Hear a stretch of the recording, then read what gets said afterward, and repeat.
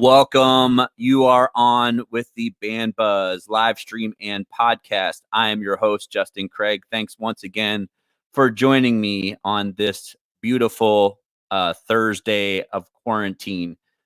The good news just came across today. 9 more days, we can start eating out at some Chicagoland restaurants that offer outdoor. Actually, I think the city of Chicago is not doing that, but definitely out here in the burbs. So make sure you get out this weekend and support your local restaurant venue. If they've got some live music going, go check it out. A lot of people are just starving to get out. So head on out this weekend. It's our next weekend. This weekend's Memorial Day weekend, but in 9 days from today, the 21st, you can head out and have some dinner and drinks outside. So that'll be nice.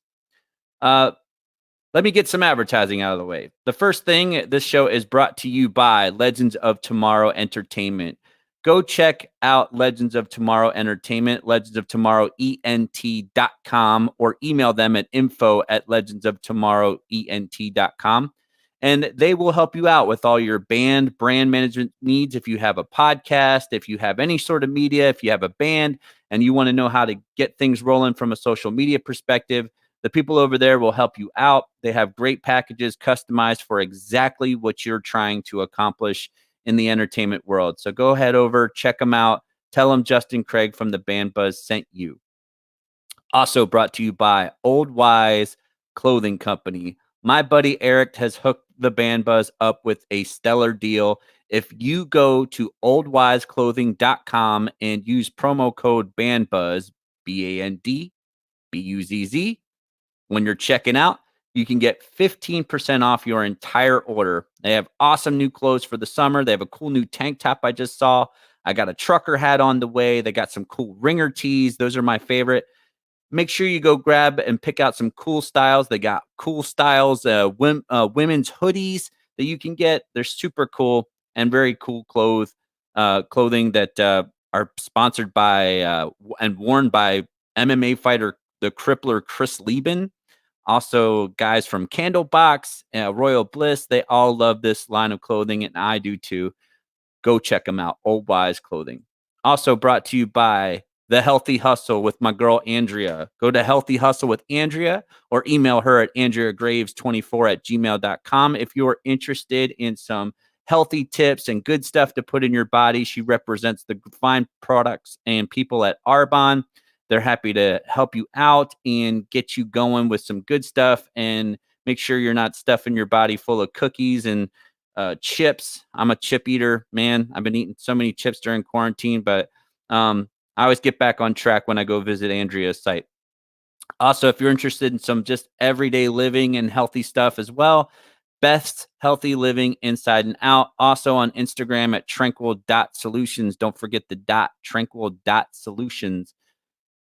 Now, on to tonight's guest. My next guest is a super awesome guy. I met him early on in my Chicagoland music career. He is a phenomenal bass player and even a nicer guy. I couldn't tell you how much I've learned from this man, and I'm excited to have him on the show. He is a bass player extraordinaire, but he's also a music producer, and he's played with some of the best people in the industry. Ladies and gentlemen, welcome Mr. Will Howard. What's up, Will? Hey. What's up, world? How are you? How you doing, Will, man? You're doing good. And I always love doing the pre-show because we almost get into like the stuff that we should be talking about when we get in here. Right. It's like, let's shut up and we were getting deep into it, but so I'll probably cycle back to some of the things we were talking about because I think it's really important. And, this show is designed to give people an inside look at kind of what's happening with musicians and people like yourself who sometimes aren't the face of the band and the face of necessarily even the music that you write and record. But you're doing that stuff on a month-to-month, week-to-week, day-to-day basis. Even before you came on here, I checked out your little live stream on Facebook where you're just producing some brand new beats and stuff. And I think that's super cool. And a lot of people don't know how any of that stuff works. So that's kind of give the general public an eye-opening look at that and also give people who are in the industry who want to understand how you get into doing that. How do you sell that? How do you make a Right. career out of it? And especially you've been around the block more than a time or two. I think So you're calling me old. I am yeah, old. that's fine. Well, I'm a proud middle-aged man. I think the last time I ever played music with you, you did not have gray and white hair. So maybe you're still dying it I at that still point. I still had locks, Yeah, that's and right. so this was up under Yeah. it. Yeah, that's under the locks, huh? There might have been some dye involved. I don't know. So let's kind of give people a little bit of history with you first Okay. to kind of bring you up to where you're at today, and Okay. the history of you starting out as more of a bass player. And were Mhm. you more of a bass player before you got into the songwriting and producing Oh stuff? yeah. Well, on a certain level, it was kind of parallel, but I started out as a bass player. I started out playing bass when I was 12, but like a lot of other people, I was in like school band. I went through a bunch of instruments. So I started out with drums, and my parents weren't having. The noisiest instrument. Right. My parents were older. So, it's like I was the only kid at home. So, whatever, hey, you want some drums? So they go get me these drums. And then my mother was like, no. So then the drums disappeared. And then I had a little guitar. And I don't know, because you're from Pennsylvania. Yeah, I'm from So, Pennsylvania. so I don't know if they did this where you grew up. There used to be a thing, like I grew up in Chicago Heights, which is in the south suburbs. And they would have these community booklets of coupons that you would buy for local businesses. Yeah, yeah, we had. And okay, so one of the things was you got 4 guitar lessons, and I had this guitar. And like I said, my parents were older, so I think it was more of just this. We have this little child with all this energy, and we just need to keep giving him things to do. So I had these 4 guitar lessons. So I'm a lefty, and it's funny because I went to the Melody Mart in Chicago Heights, and the guy, and when I think about it now, this is probably a dude who had been teaching for 20, 30 years. And I walked in and I was left-handed, and he just was like, oh God. So then he goes, can you play the way I do? Can you hold the guitar the way I do? Because then if you can do that, you can have an electric guitar sooner. And I was like, and I was 7. So I was like, okay. Sure. And I just did it. So I took the 4 guitar lessons, and I think I took one more, and the lessons were expensive. And at that point, I had learned all the little songs that they teach you. So I didn't want to go. I forget why I didn't want to go, but that was that. And then school band started up. So I started playing clarinet, and then I played saxophone.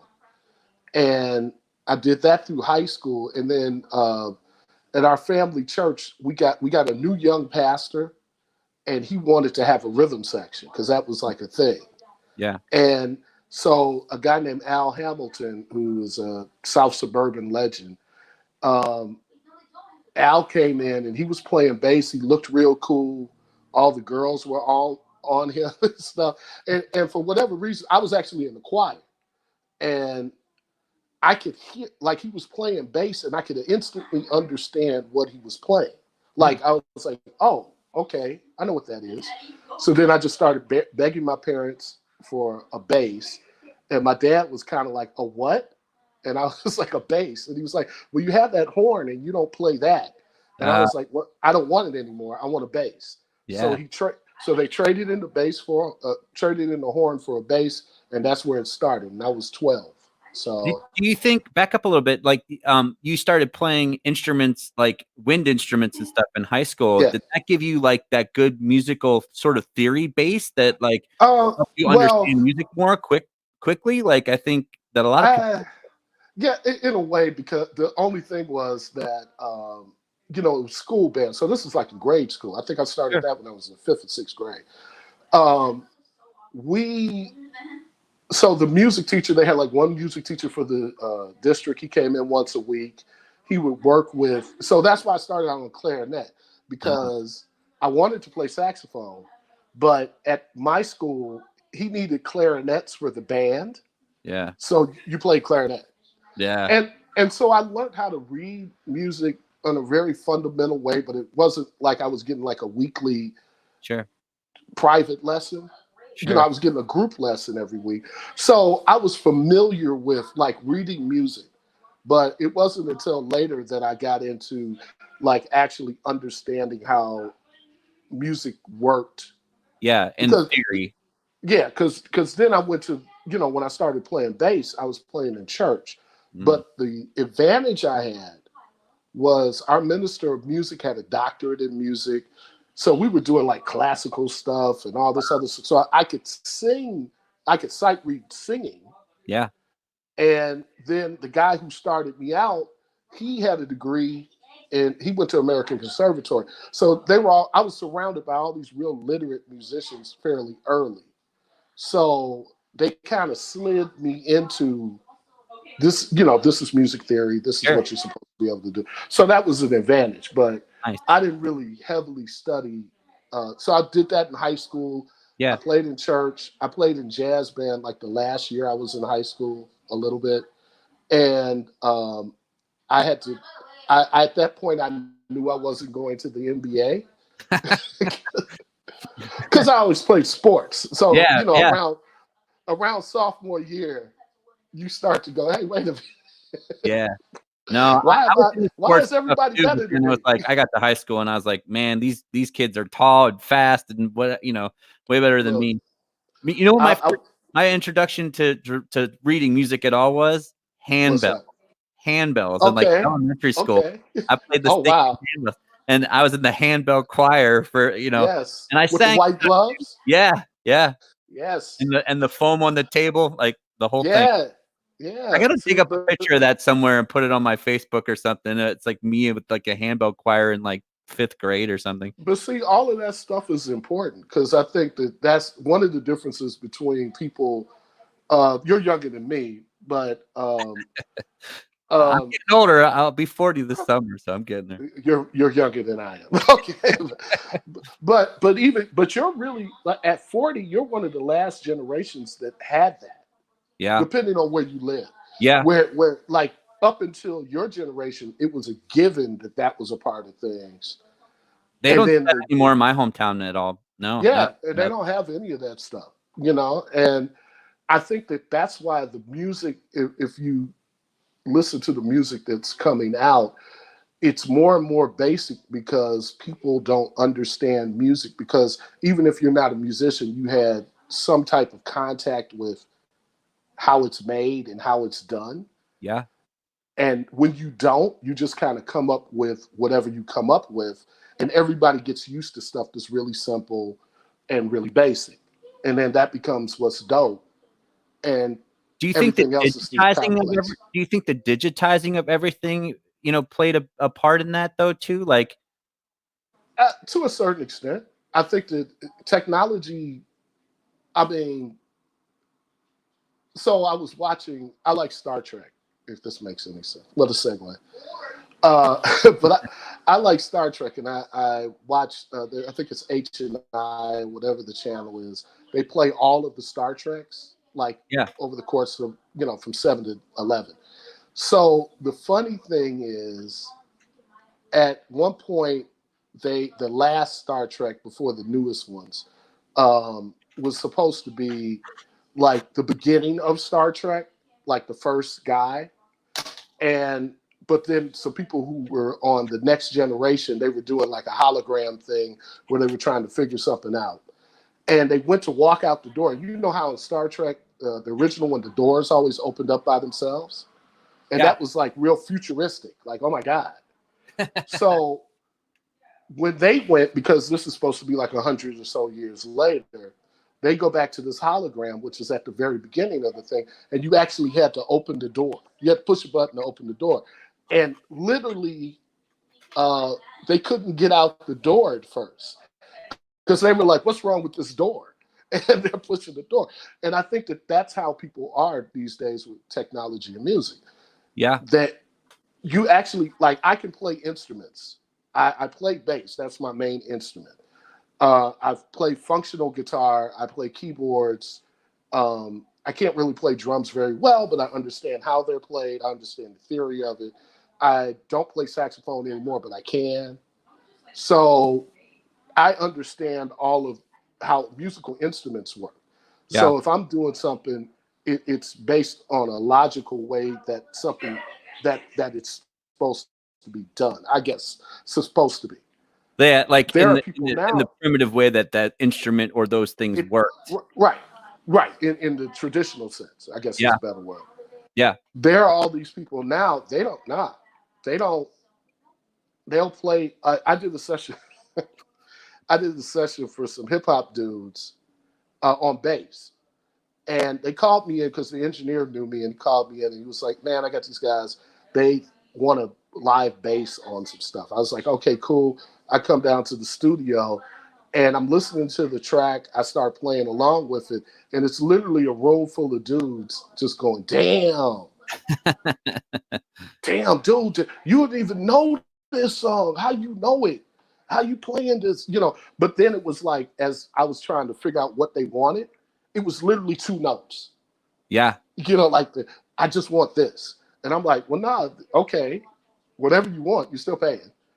But, Right. but these two notes, So to jump back into what it goes to a skit that I saw though recently. It was like a TikTok skit, and it was like parents, and they gave their kids an old rotary phone, and they told them to dial this number. And these kids for 20 minutes could not dial this number. Like they just didn't know how it worked. I have a 12-year-old daughter, and we were in Walmart one day, and they had phones, like landline phones you would lose with landline. And it had buttons, but she literally was like, "What is this?" And I was like, "It's a telephone." And she was like, "No, it's not." And I was like, "It's a phone." And she was like, "It's not a phone." And she pulled out her iPhone and she's like, "This is a phone. I don't know what that is." And I was like, "No." And this was a student. She was just like, "I don't know what that is." And I made a video of it, but I think she deleted it because it was so funny. That circles back to the like the basic instrumentation, and it's now being created by like a program that has the MIDI or loops and stuff in it for drums or bass or even keys and stuff like that. So you don't have to know any music theory. You don't have to understand what a key is. And they're like, "How do you know this song?" But you hear that the song is in A, so you can play any riff in A, and play that bottom line. And they're like, "Wow, that's interesting." Like people come over and hang out at my house who don't know anything about music, and I'll put songs on my my stereo system in here or records, and I'll just kind of start playing along with it in the guitar. They're like, "Do you know this song?" I'm like, "No," like, but I can hear what key it's in, and I have good tonal association to know where I should be at on the guitar. But it's just like when we first met and we were doing all those gigs. Yeah. What was the name of the band? I can't remember the name of the band. Just in the Flow. Yes, Just in the Flow. And when we were doing all those gigs, the funny thing was that you were playing acoustic guitar live, singing and rapping live drums, live bass.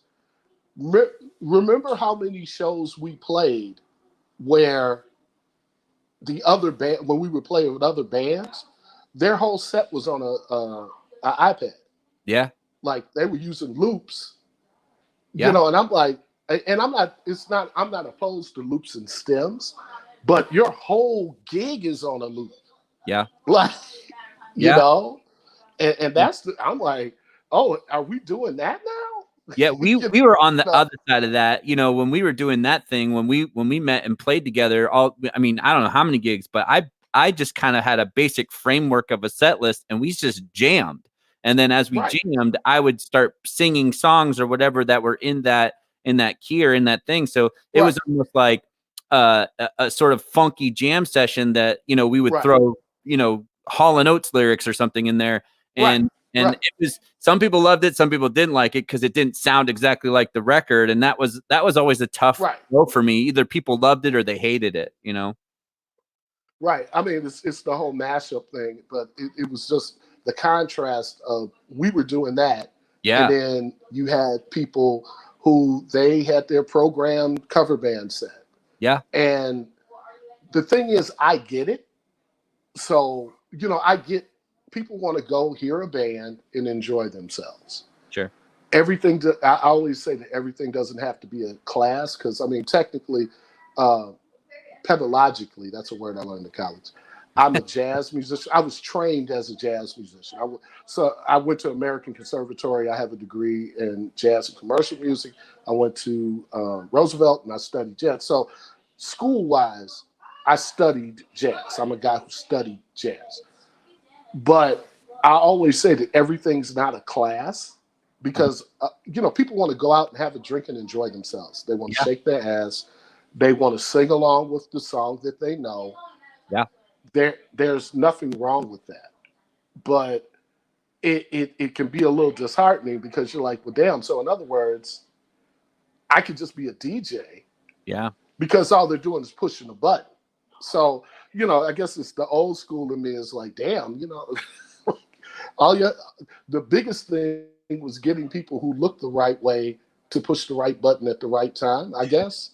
But that's how the industry goes. It's a tug of war in the scene at times. There was a whole, bits and pieces. This is a good segue into people that were, really against tracks, people using tracks in their band, people using, keys when there wasn't any keys on stage or instruments. Background vocals. Yeah, and I've always been somewhere in the middle of that. My theory is like if those instruments aren't on stage and you don't have those parts and it fills it out nicely, use it. If it keeps everyone in sync, use it. If it's singing parts that people should be singing on stage, bad. You know what I mean? If it's playing the lead guitar and someone's faking a lead solo, bad. Yes.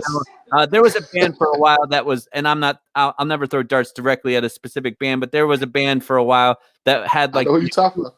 that had the acoustic guitar, and the person on stage was just like strumming an acoustic guitar, but it wasn't plugged in. You know what I mean? And when that's happening, I'm like, I'm off the track wagon. Like, you know what I mean? So if there's like a good strings or keys that rounds it out, awesome. Or even if the band themselves, they went in, recorded those tracks that they use. I know there's a few bands that do that, and they do that well. And I'm with it. Like they created it, they redid it, or to make it sound full.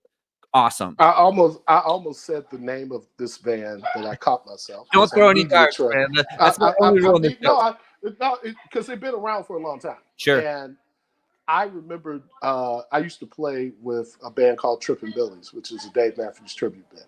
Yep. And once again, it's a whole thing where we were playing live, and this is in the incarnation, the original incarnation. It was more of a jam band that just happened to do a lot of Dave Matthews. Now they a long time ago they became a tribute band, which is cool. They're still going on, which is amazing. My John Mayer tribute plays shows with them now. We played a bunch of them over the last couple of years. But we played with this particular band, and the guy comes in and he hands the engineer a stereo left and right. And he was like, yeah, here we go. And we're listening to the band because they were opening for us. And I'm watching the band play. And I'm saying to myself, they're not playing none of this. Yeah. And so then the lead guy, he comes over to me and the drummer in the band, Clyde Davis, great drummer. And he was like, hey, man, I need to get your number because as you can see, I do a lot of recording. And I'd love to have you guys on some of the stuff that, like add some flavor to it. And he never called, but I was just like, what? But his whole thing was I recorded, but his thing was they were just getting shows and they've been around for a long time. So anybody who kind of knows the scene, they would know who I'm talking about. Sure. But they work a lot. Yeah. I don't know that they make a lot of money, but just cumulatively, well, they work a lot. see that becomes the rub is like, especially in Chicagoland. I came from the Austin scene to here. So, Right. it's a very different world. Even the way the fans react to music and these types of situations. Chicagoland, most people, unless there are other musicians in the audience, most people don't give a shit. Most people are like, They don't. it is like a DJ, but it's being performed at me, and that's Right. fun. And I know the songs, and they just don't care. It's a band as a DJ in some of these Right. cases. And Right. there's an audience for that. Like, Oh there's yeah. people who are willing to pay the cover and buy the drinks, you know what I mean? And good for that. Like, again, I don't look at this as like a competition at some of these little, No. and you're talking about categories or levels.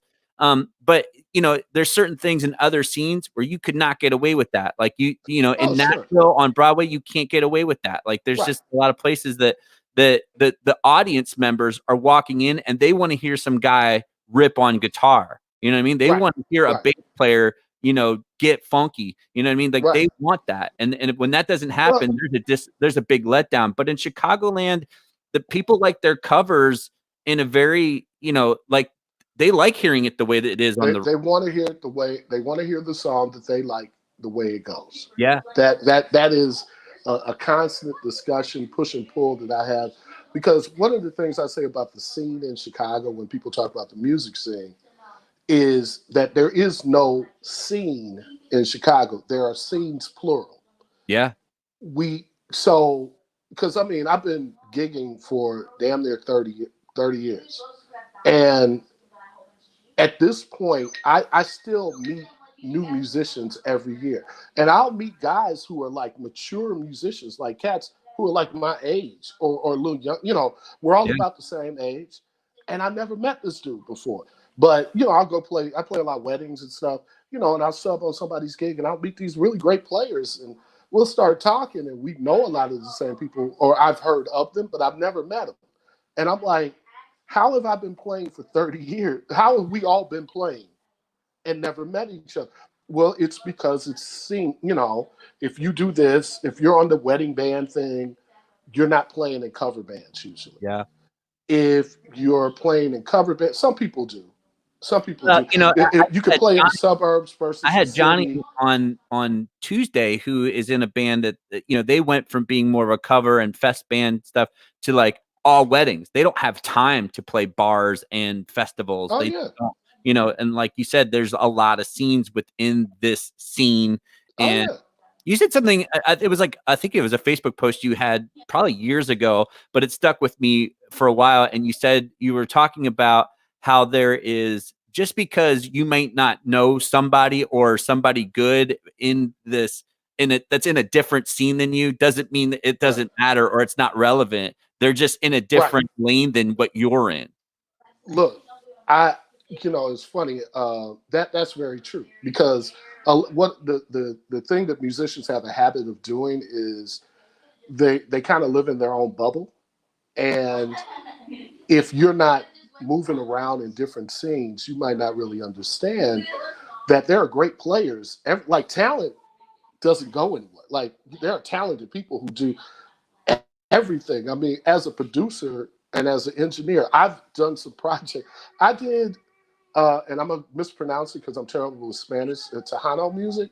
A friend of mine was engineering a session and he couldn't finish. He had a family emergency and he was like, "Hey, could you come in and finish up these overdubs with this Tejano bit?"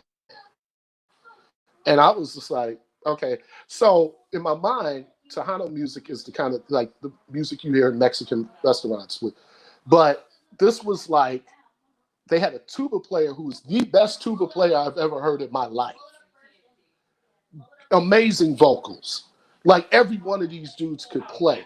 Now, if you asked me before I heard these guys, if I even knew that existed, I would have been like, nah, man, that's oompa pop music. That stuff is amazing. I mean, they're great polka bands. Like, there's Yeah. like these little niches.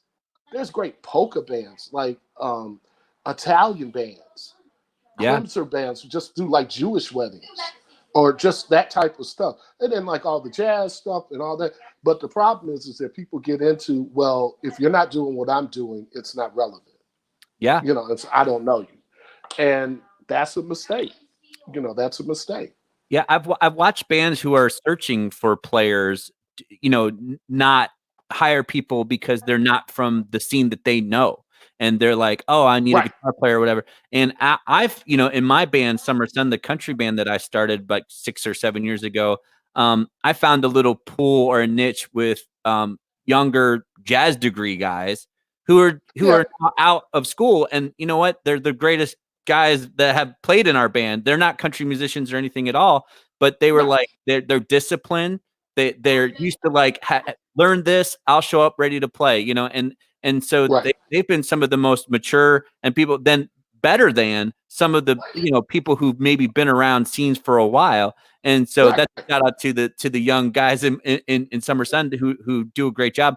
But that's kind of to your point. Is like sometimes people were not getting work based on they're not known in that scene, and they're trying to maybe do something different or get right, a good job with a gigging band, and they're turned down because they're like, who is this guy? He's from the he's from the Jewish bar mitzvah scene right. or something, and Or even like I've been making gigs the last couple of years with there's a young blues guy, and he does a lot of blues and soul music. His name is Will Tilson, and Will's 21 now, I think, and I've been playing with him since he was 18 or 19, and so Will sounds like a 40-year-old man, like oh yeah, no, but like in a good way. He yeah, has like mature, like he starts singing, and you kind of go what? And he's very dedicated to knowing. He knows all this traditional blues stuff, but he has he is incorporating more and more contemporary stuff as he grows as a musician. yeah, But he played, so we'll do gigs occasionally, like at Buddy Guy's or somewhere like that. I have never played a lot of blues. I've toured with blues artists. I've worked with different blues artists. I've recorded with blues people, but I don't, to like go play 4 or 5 nights a week on the blues set or the blues circuit.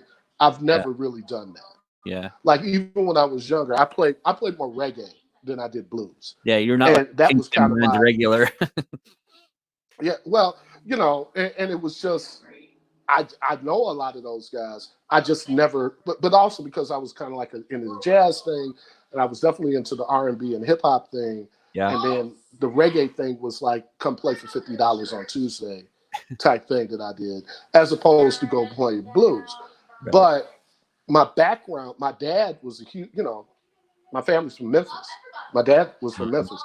Um, I heard blues literally every day of my life because he was always playing records and they loved that stuff. So it was kind of internally when I had to play that stuff, I knew how to play it. Yeah, And I'm big on like going back and understanding, like versatility is my key talent. I don't know that I'm great at any one thing, but I try to be as versatile as possible because I don't have an ego about it. Like the way I describe myself as a musician is that I'm a tailor, not an architect. So I can tailor what I do to any situation. I yeah, don't. There's nothing where I go, well, that's not what you're supposed to do, or that's not possible. I just go, okay, what in my experience can I apply to this situation? sure. Now there are other dudes, they're architects. They build structures, and that's what they do, and Yeah, they're great at that. Like if you want a guy who does that, yeah, that's like we were just talking about country music.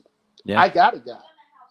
Like if I need somebody who plays great country guitar and pedal steel and I think he plays fiddle too. I got a guy. Oh, you need I to send I him my met a way. dude. I need a guy. All right, hey, I got a guy, Hey, and he because I met him and I forget how I met him, but it was just like I'm watching him play this stuff, and I'm just like, damn, you know all that, you know. But then that's he's a specialist. He, which is yeah, weird. Now, if we were in Nashville, there's 1,000 of those yeah. students. They're harder to find up north So, here. oh yeah, yeah.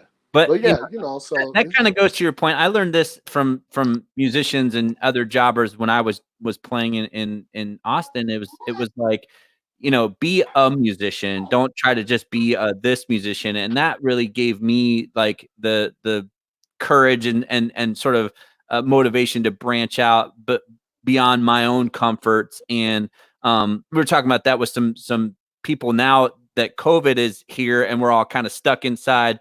It was Right. a chance for me to even get outside my normal lane and do, work on some music and try to write some things that I'm not normally playing in. Cause Sure. you play in the same kind of band for like 6 years in a row. And I was playing up to 150 gigs a year with Summer Sun. It was like, I was playing the same kind of stuff. And so I started the John Mayer tribute just to play other kinds of things. Cause Right.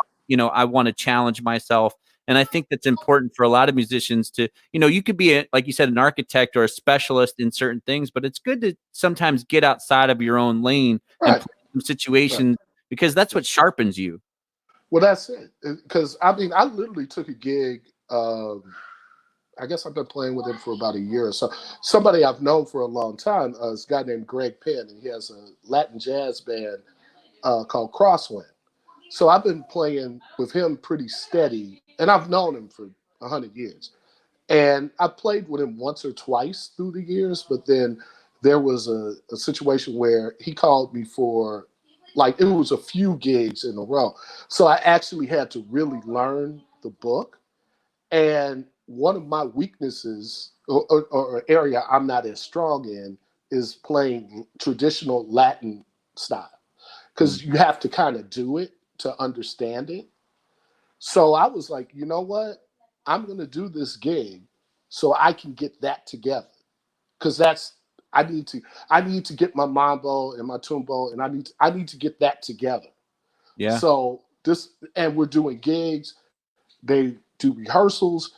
Cats are patient because I pick up on stuff quickly, and there's music. But when you have music that's based on a feel, you have to learn how that's supposed to feel.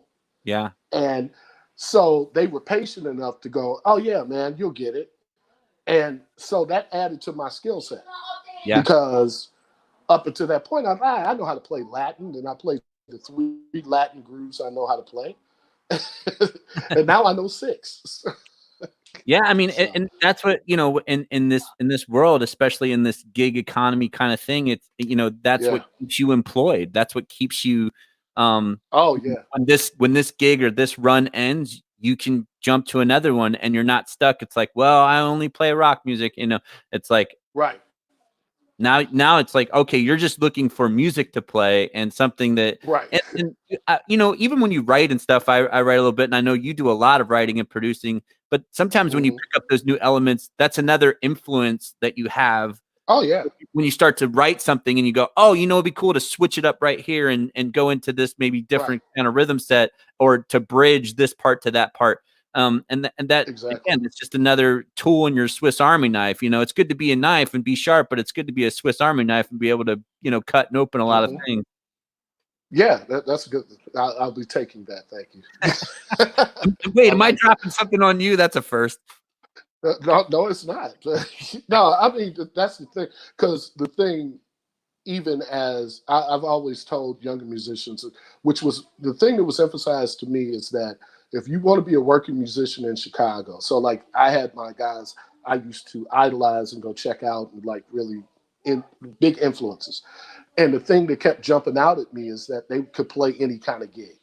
Yeah. So they because I had a big revelation. There's a guy named Richard Patterson. Rich played with a band called Insight. Then he went directly from playing clubs with Insight to playing with Miles Davis. Wow. Then he was David Sanborn. He plays with Boz Scaggs, Michael McDonald. So that's what he's doing now, like Boz Scaggs, Michael McDonald, stuff like that. And so Rich was a huge. That was one of my major like once I got older, this was the dude where I was like, yeah, I want to be like that. And I'll never forget, he was playing with this singer, and this is way like before he got with Miles. I heard he was playing somewhere, so of course I used to follow him around and watch him play like a stalker. And I came in, and he had on a suit and tie because, mind you, I'd only seen him in his club band. He had on a suit and tie.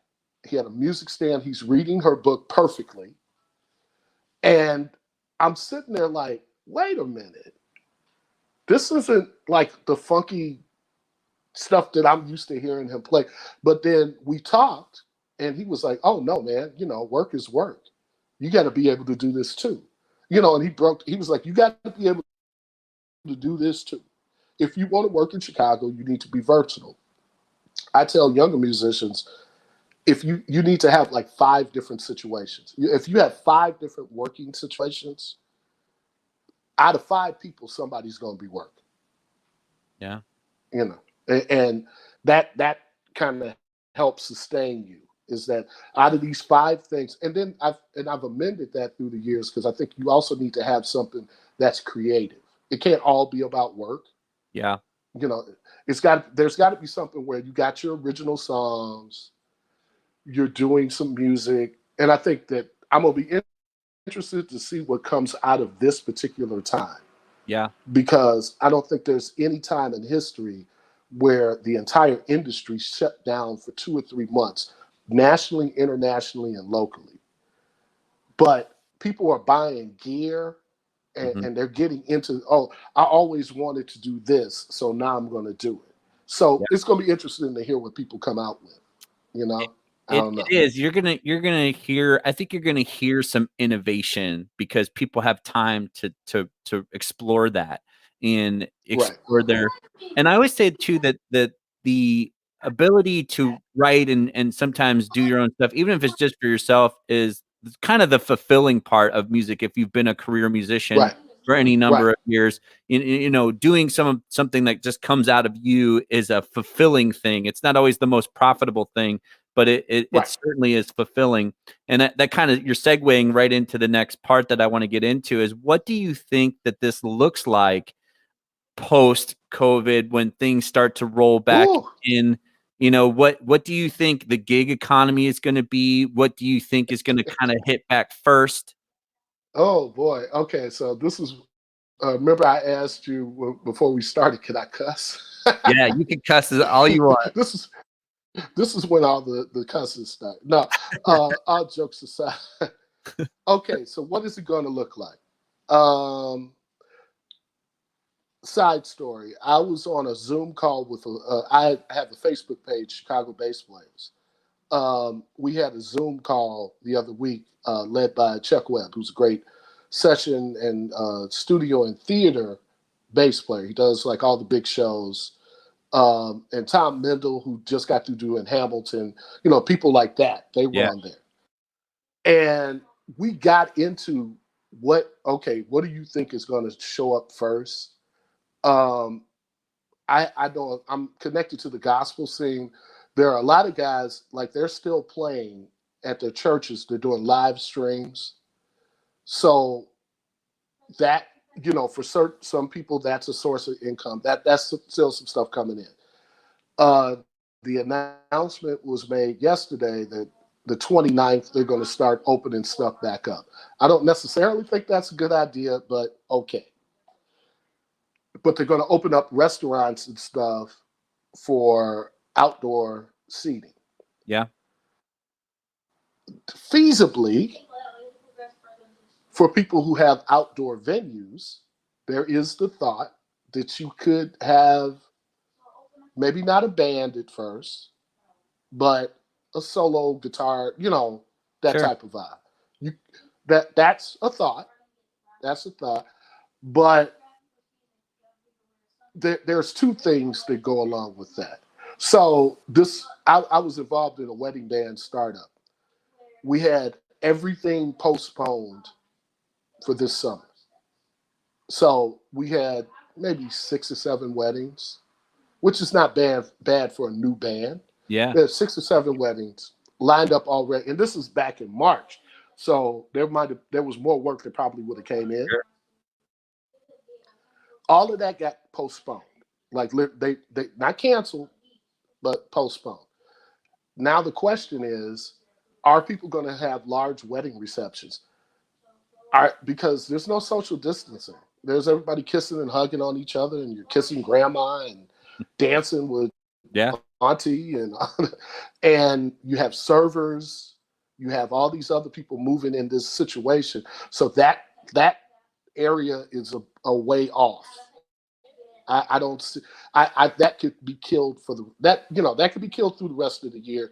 Maybe in the holiday season, you might get some stuff coming back. I Yeah. don't know. But we're talking about December. All That's the a fairly holiday. But limited wedding season anyway in the winter, yeah, and yeah.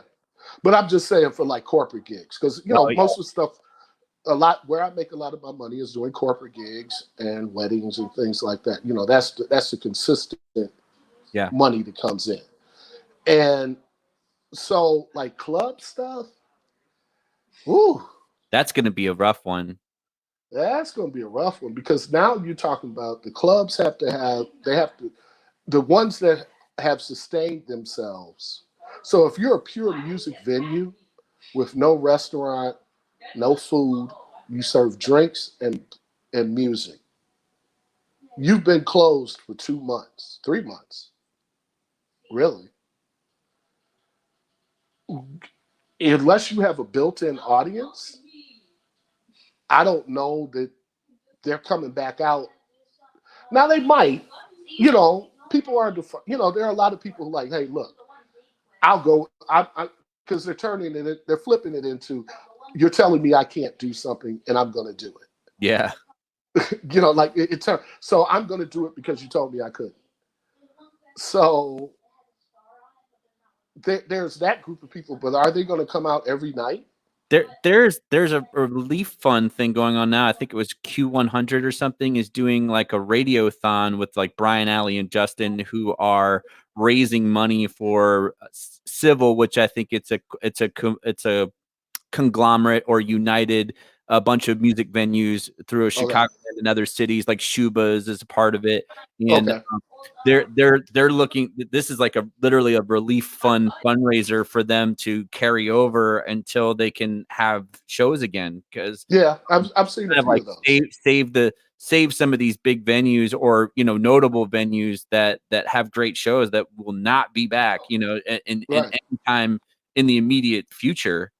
I mean, because one of the things we had in our bass player conversation was, would you take less money if Mm. we know that the pot is bare? We're all filling the pot from the beginning. Um, would you take less money if you're doing a gig at Buddy Guy? For instance, I play at Buddy Guys. I make $200, $250 for a set. Yeah. Would I go play a gig if they said, hey, look, we're trying to work everything back up? Would you do the gig for $100 or $150? Because at this point, I've set this standard. Yeah. I got to get paid this much for this. But they don't have the money. They've had no income for 3 months or 5 months, whenever that would start up. They have a whole staff. They have to buy liquor. They have to buy food. None of that is my problem. But at the same time, it gets into that line item of band budget. It, you Yeah. can't. What's the thing? You can't get blood from a stone. You can't get blood from a stone. And it's, again, we're in sort of that economy of scale of whether or not that industry is healthy or not, especially in bars and clubs. If they're Right. not making money, they're not going to divvy up a certain percentage of it for entertainment. And that's Right. going to decrease as their whole overall income and budgets decrease.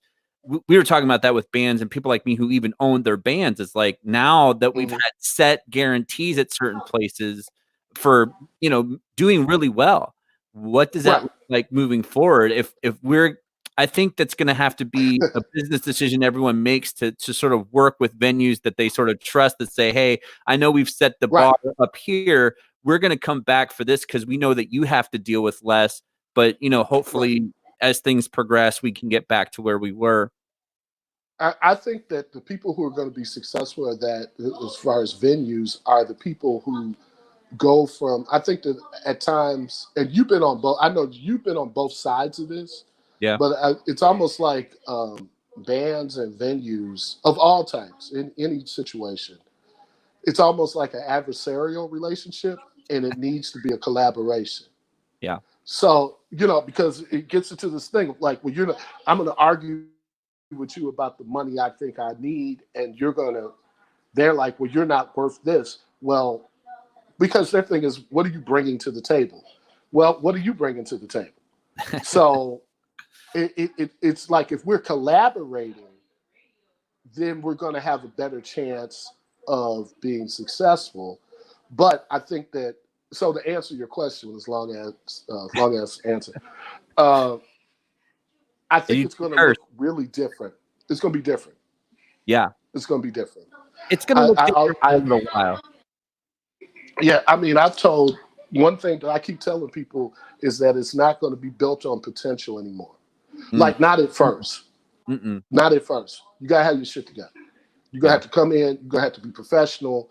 It's a buyer's market on a certain level. Mm-hmm. You're going to have to be professional.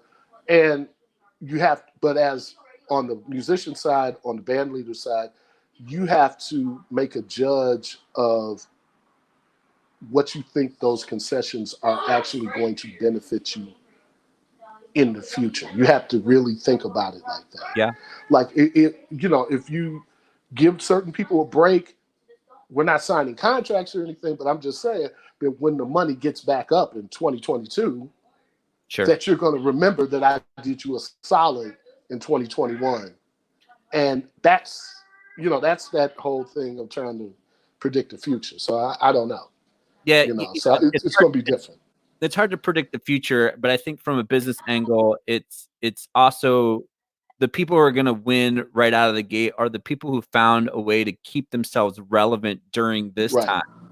So it looks like your band has like folded up shop and you're just waiting for the bars to come back, and then you're going to, the ones who have kind of kept their image and we're still here, we're still making music. I've had one of my bands make quarantine videos. I have other new projects who are doing that. They've become more relevant than a lot of bands who are playing gigs on the regular in the bar scene, and they'll get a lot of opportunities right out of the gate. And I think from the last part that you talked about, the business side is going to be, like you said, we're not signing contracts or anything, but I have a lot of establishments that we've played regularly, and I've kept them as our established kind of places. And I've said, hey, when things open back up, I've reached out already and said, hey, listen, we want to be there for you, and we want to come back, and we know it's going to look different for a little while, and we want to work with you and grow back. And I think anyone who's if you're planning on playing music when you're coming out of this and you own your band, reach out to your places now. Ask them how they're doing, and talk to them about whether or not this is just a tip, insider tip, but like talk to them about what their plan is, but also like how you can be a part of that plan. And it might not look the same as it did, but how you can grow back with them. And like you said, don't make it an adversarial relationship, because most venue musician relationships or band leader relationships are this butting heads of negotiating things down, and you're trying to get the most and they're trying to pay the least.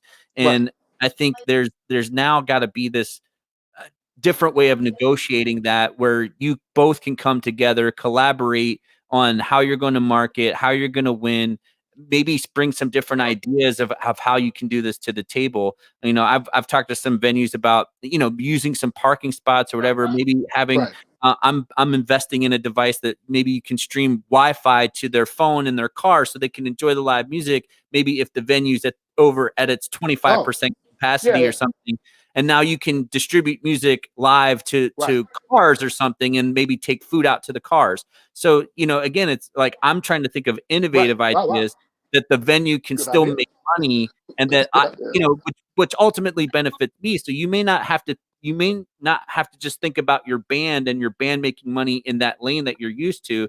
Now it's, if you can help a venue innovate a way to have music and pay for that, then you might not take such a hit. Right. No, I mean that's an excellent idea. I'll also be stealing that idea. Uh, but that's because that was another discussion that I've had with other musicians where we're talking about, because if you're saying that you can only have a certain amount of capacity, places where we might play 3 sets, okay, are you willing to do 5? Because I can do 5 sets for the same number of people that I could do 3 sets with before at full capacity. Mm, So then interesting. you change the way you think about stuff. I mean, but for like the jazz stuff I do, all of that stuff, that gets into, well, okay, I'm only making $100 for this jazz gig, which is a great gig and it's fun, but I can't do it. Like for me, it's like, will I be willing to do that for 50? Yeah, And tough. for me, it's like, if you're asking me to do, if I have to do the same for less money for for a while, that's fine. The audience bill.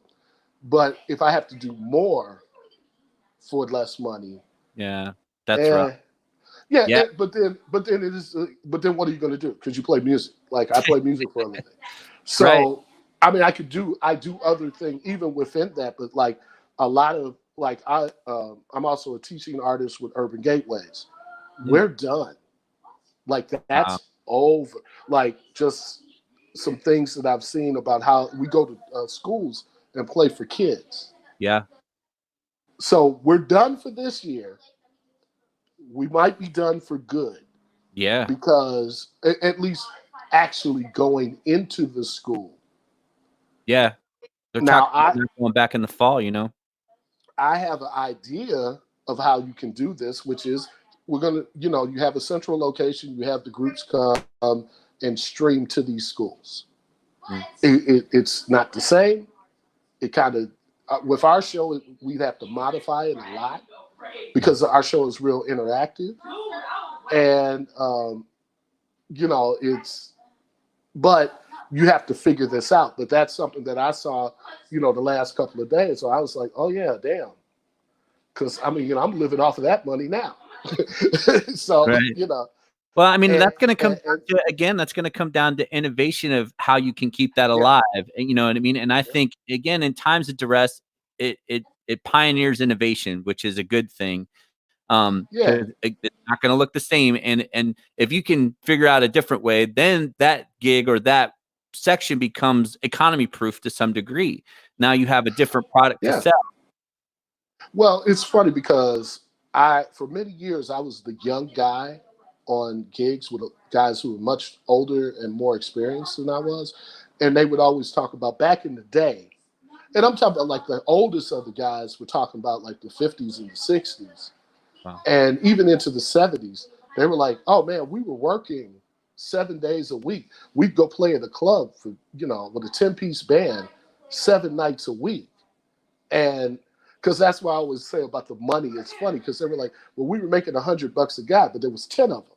So they were making $1,000 a night in 1974, which Wow. what That's was awesome. rent in 1974? $100. So Right. you make your rent and you're doing okay. You're making $700 a week. You're making that's as much money as people working jobs, like straight gigs. Yeah. So they would bemoan the fact that, oh man, there's no gigs anymore like we used to, because when disco came in, it took, people stopped hiring live bands because they could just hire a DJ. But Yeah. then there were still gigs that just weren't as many. Mm. Then the 80s, it changed again. Then as certain music became more popular, but it's funny how there's always going to be that component of live music. Yeah. I think there's always somebody who's going to want to hear and see some live music. Um, with the corporate thing, I'm looking at budgets. I'm looking at the change to telecommunicating.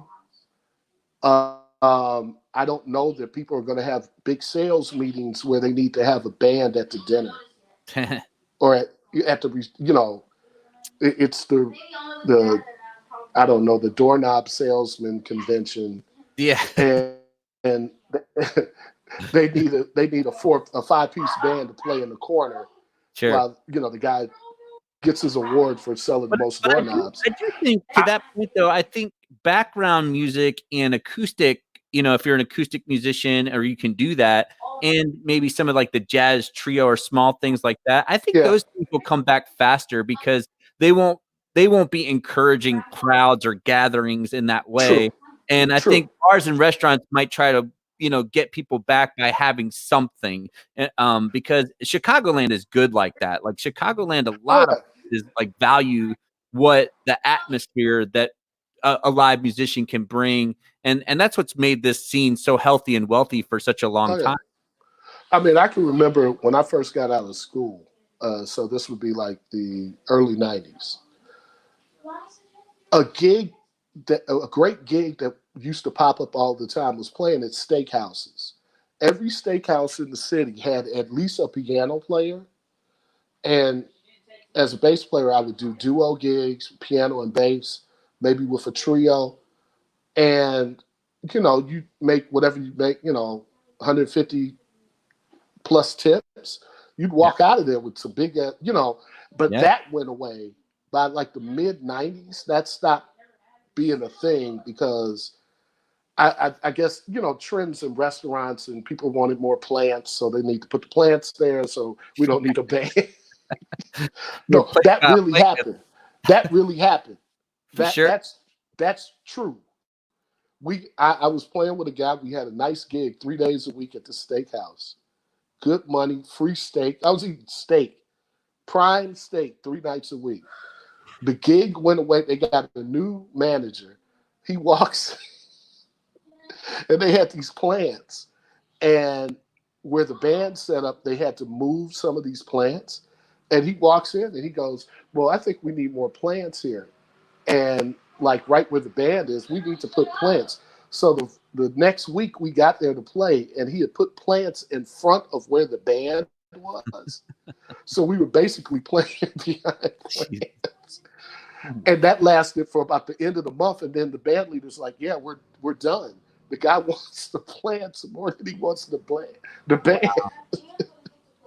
I'll never forget that.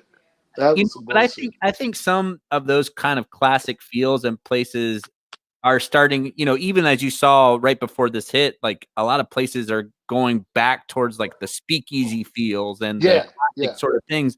And I think again, as we open things up at maybe limited capacity or whatever, I think that again, if you're a musician and you can fit yourself into that mold first, yeah. you're probably gonna hedge your bet into getting more work in the beginning than if you sort of wait for, when they're gonna have a 10-piece band and have, Right, right. so again, if you're an acoustic player or whatever, get in touch with your favorite place because they're probably gonna have you back before they have, Oh the yeah, party band or the yeah. 10-piece Motown gig. Like that's just Right, the way it's gonna right. be. But like I said, I think that everybody's going to have to make some concessions, Yeah, for sure. and it because even on the I do play with national artists. I do tour, you know, and that has taken a huge hit. Oh yeah. Canceled. Canceled. Like Summer canceled. I Summer was has been supposed canceled. to I was supposed to go to Poland in early May. Oh wow. Canceled. Can't Like done. that was like one of the first gigs because there was a Friday in March where basically I had about 11 gigs canceled within 4 hours. So, and I was like calling the suicide hotline, getting put on hold because I was like, what, because I knew it was coming, but I was like, damn, like, did all of you guys get together? Could we stagger this a little bit? Well, I mean, I think, with the agencies and stuff too, and everyone's, hitting them with the heat, and they were just like, they probably did do it at all at one shot. Is like canceled, man. Like, we're holding out a lot of liabilities here with all of this. Oh yeah. We Well, can't- a lot of that, like that tour got canceled because they had like for the transportation and all of that other stuff, hotels. That's when they would have had to start paying the money the to deposits. hold up. Yeah, Yeah. and they were just like, "Hey, man, you know what?" And then the Mm, sponsors were pulling out, mm. and so they were like, "You know what? We're just going to cancel." And I mean, it would have been a fun gig, but it happens. now it's like, I know a lot of guys who work exclusively, they just do the road thing.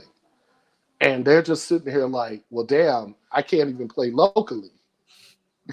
And Yeah. that's because normally you retreat to that. Okay, I'll just play around town. I Yeah. mean, that's what I've done for years. Like, Sure. if I'm not on the road, I'll just play around town. Now that's not an option. So it's, I guess I always say that there's like a shaking every few years. Like, the longer you do it, like I said, I've been playing professionally for almost 30 years, or I have been playing for 30 years.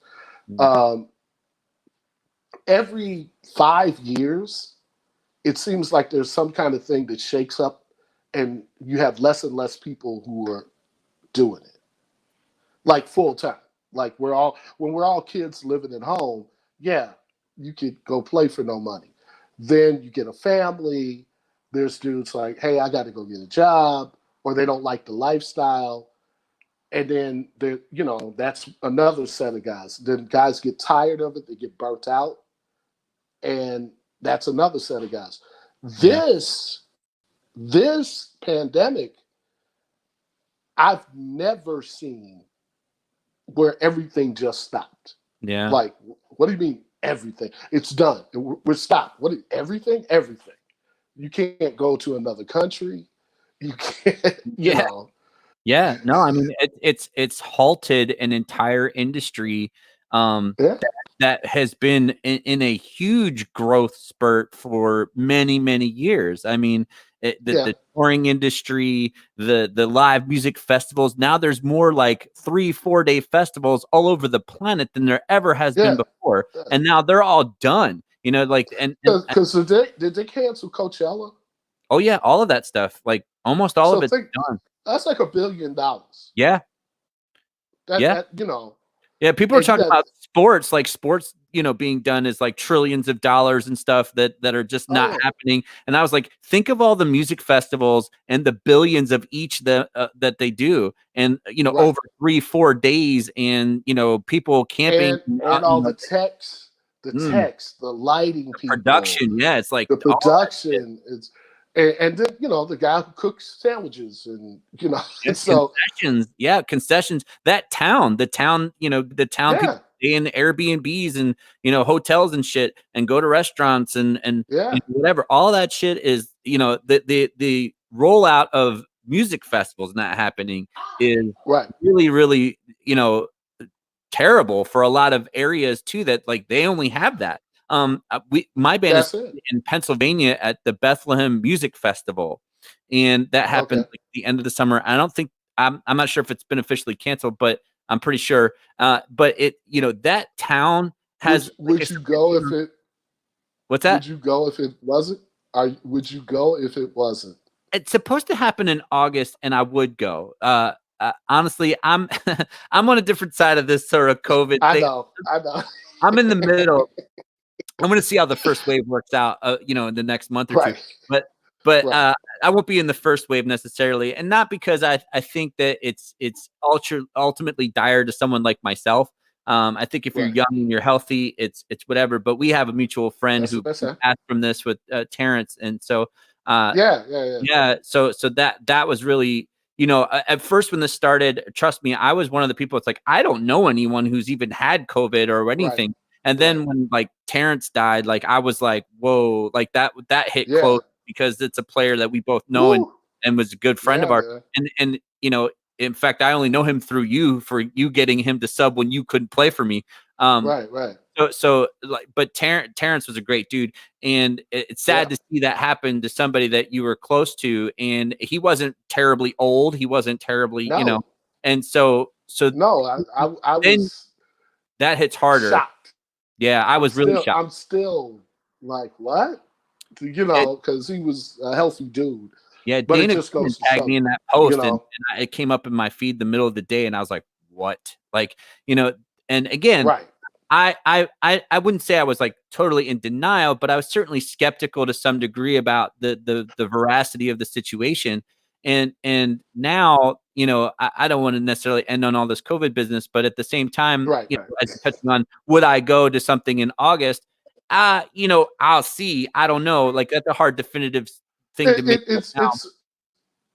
I mean, I got called to do a church service, which would have been Sunday, and the guy offered some good money, and I was like, "Cool, I'll do it." Thinking, but I asked him. I said, "Now, is this a live stream or is this a full service?" Because a lot of churches were like, "Oh, we're having full services."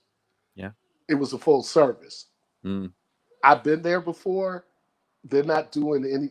I was like, Yeah, "No, I'm good." precautions. Yeah, I was like, "No, I'm good, thanks," but no. And he was just like, "You're like, I'm getting turned down again." He's like, and he tried to flip it to something else, and I was like, "Look, I have responsibilities. I have children. I have my own health. I'd rather, that you're not being smart here." Sure. Like, Yeah.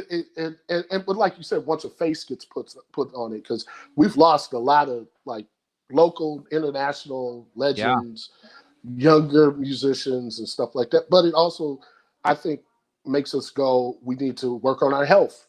Yeah. Healthcare. We need to be as healthy as possible, eat better, be creative, eat better, live better, because you don't know. Yeah, So. I'm a big proponent of, like, I don't know if you heard of the advertisement stuff, but I'm friends with people who are into wellness. My massage therapist is always recommending certain things, and so and I believe in like move your body, move your mind. Staying healthy and mentally fit is really important, especially in times like these.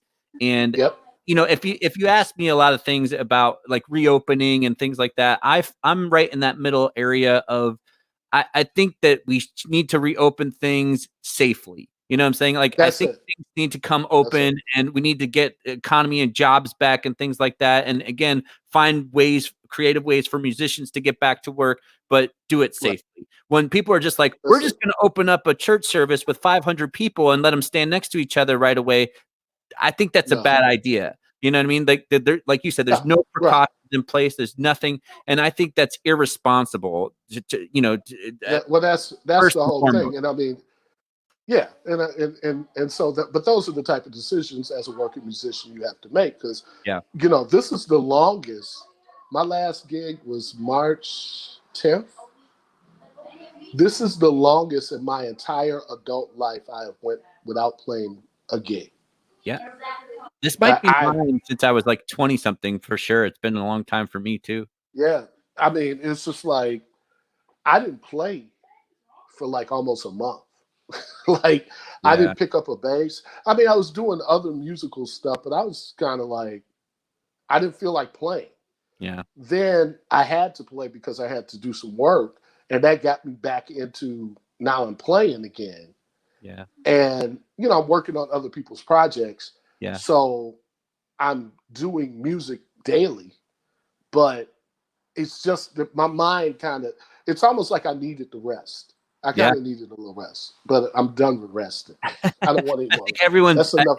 I think a lot of musicians, like, again, I'm with Summer Sun and stuff and my other projects. I was doing last year, I did 91 gigs or something like that.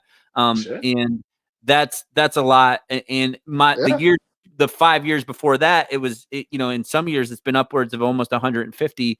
And this was a good at first, like you said, I just took that break and I didn't really play a whole lot. I wasn't really interested in doing certain things. I just kind of, even when I've had the idea of developing this podcast and stuff for a while. And so I just was like, I'm going to work on other aspects and things and businesses and whatever. So I can be diversified. I want to be, the next COVID proof, whatever that is. Right. But I think that's important. And you kind of hit it to the segue that I'm going to wrap this up. We've been talking for an hour and 15. And it's like, oh, wow. I tell everyone, I always thought, oh man, I don't know how I'll fill an hour. And then I start talking to people like you, and we catch up and it's like, boom, an hour just went right by. But see, me and you can talk for hours in it, we like each other. So we used to hang out after gigs, man. Yes, and we hang out, have a few beers. It'd be 4 a.m. and you and I would finally be living like, McGee's Tavern. What was that? Oh, we won't go into that. It was some drink. What were we drinking? We used to drink a lot of Vegas bombs. Yeah, because I hate Jägermeisters. So, we used to do Vegas bombs though. Yeah. What it wasn't the cinnamon. Yeah. Oh yeah. Fireball. Yes, because you were the Oh one who yeah. introduced me to Fireball. Oh, Yes. try this. Oh my God. This I do devil's not drink a piss, lot of Fireball anymore. I've man. grown past that phase. Right. But right when it was due, yeah, I remember just us hanging out in the alleyway behind like McGee's Tavern and Right. sipping Right. our beers and drinking the shots till like 4 in the Right. morning, just bullshit. Right.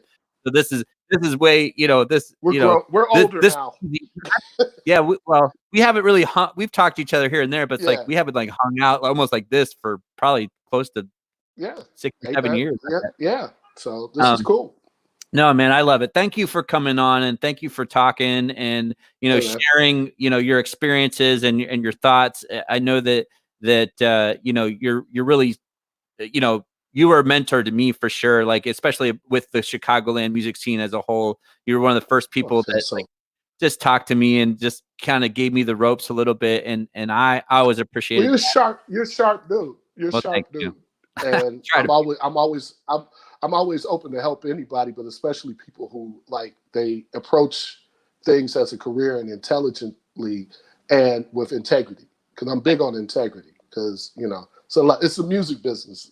It's an Yeah. asshole magnet. So It is that for sure. I right, try not to be that. So right. I try not to suck too bad when I play, and I try not to be an asshole. Um, That should be on the T-shirt. yeah. I think that should be on a T-shirt somewhere. But anyway, Right. So the next thing that you have going on, you've got your Bandcamp thing up. So I'm gonna Yeah, put that up here. yeah, It's willhoward.bandcamp.com, and you can check out yes, Will's new music that he's producing. What yeah. anything special you got going on out there? Well, what I'm doing is I have a couple of songs up there now that are older, and now I'm kind of loosely working on a concept where it's sort of like I'm Quincy Jones or Bluey from Incognito, where I know all of these people. And so let's do some collaborations. So you're going to start seeing music that is the result of me just reaching out and people just, hey, let's just do something or throw some vocals on this or throw a horn on that. And we're just going to build up a catalog because also my commercial music career continues. Yeah. So it's me building up the catalog to use this music in different places. I'm trying to get back into the film scoring thing. I'm trying to get back Wow. into, because I used to do a little bit of that, but that you have to really focus on it. But now and then just being a content provider, Yeah. like, that whole thing. I also have a YouTube channel. If you go on YouTube, it's I have a website, willgroove2.com. And then I have a YouTube channel, which is you can just like put my name in, Will Howard, and it'll pop. Will Howard Bass usually helps you pop up on my YouTube Find channel. you faster on the YouTube search. Yeah. So but just stuff like expanding all of that stuff. Awesome. So I'm just trying to do that. I finally figured out my Instagram, although my children say I don't use it right. So just doing more stuff with that. Just That's awesome. And then even maybe doing some stuff like this. You can help me with this because I like this stuff. So. Yeah, man. Yeah, if you're interested in some help in putting some podcast stuff together, I've figured out a lot by doing it very quickly. So, and again, if you need any acoustic guitar or anything like that from me for your stuff, hit me up, man. I've got yes, sir. going on, but I'm always down to work on something new.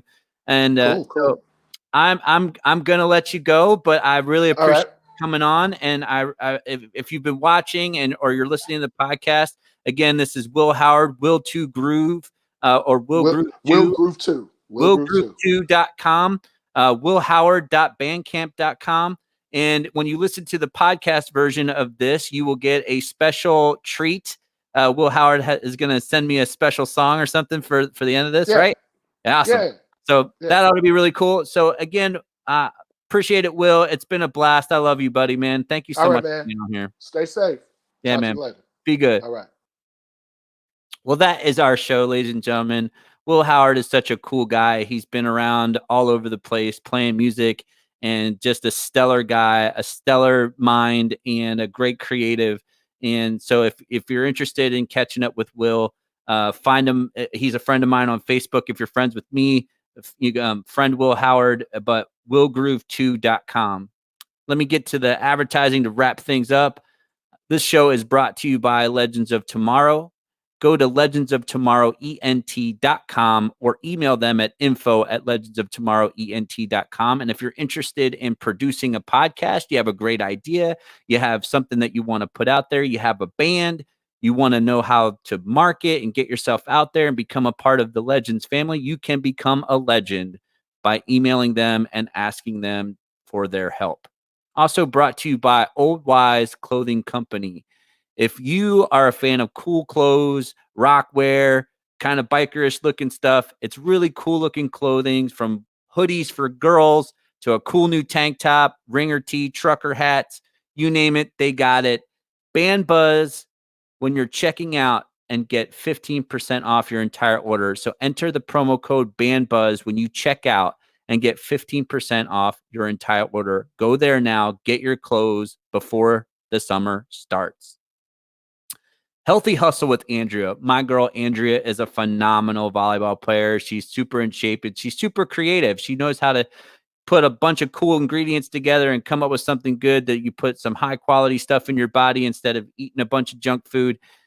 That's been key for me and keeping the weight off and actually losing a couple pounds during quarantine. She's got great tips. So go to Healthy Hustle with Andrea or AndreaGraves24@gmail.com and ask her to help you out. And she was all about it. Also, my other girl, she is my massage therapist. Beth Hollister is amazing. She was just here the other day. She was able to straighten out my shoulder kinks and stuff. And she turned me on to this awesome pain cream, this Arbonne stuff. And it's really great for you. And it's made with natural and pure ingredients. I use the stuff myself. She gave me the strawberry fizz to get some energy going. So if you want to have a little bit of caffeine and some other good nutrients to put in your body, this is good stuff. You can find her at Best Healthy Living Inside and Out on Facebook and tell her Justin sent you. Also, you can visit her on Instagram at tranquil.solutions. Don't forget the dot solutions on Instagram. She has great live streams where she, the other day, she was showing me a acupuncture mat. And I think I really need to get one. So Beth is the best. Go check her out.